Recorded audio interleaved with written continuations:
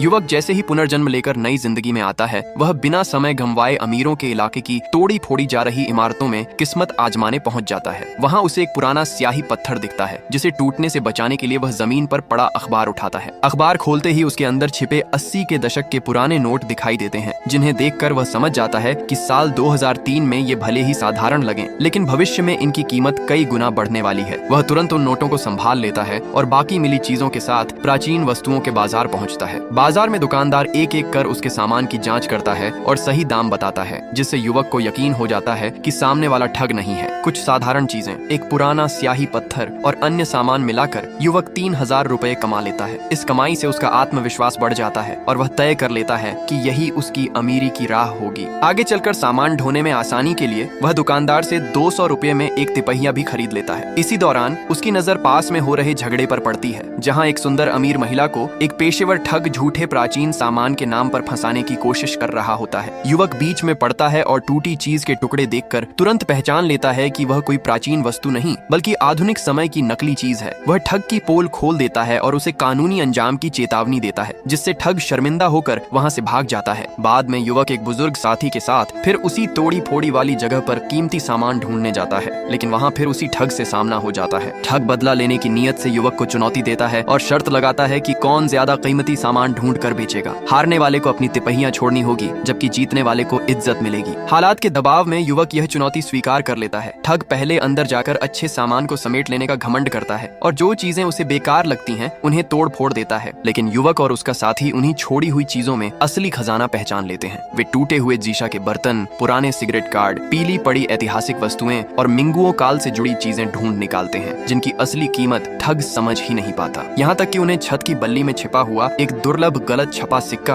और एक खास लकड़ी से बना पुराना बेलन भी मिल जाता है। जब दोनों पक्ष दोबारा बाजार पहुंचते हैं तो ठग को पूरा भरोसा होता है कि युवक हार जाएगा, लेकिन दुकानदार असली कीमत बताते ही ठग का घमंड टूट जाता है और साफ हो जाता है कि युवक ने ज्ञान और समझदारी से असली खजाना चुना है। इस तरह युवक न सिर्फ शर्त जीतता है, बल्कि यह भी साबित कर देता है कि असली दौलत ताकत या चालाकी में नहीं, बल्कि सही नजर और समझ में होती है।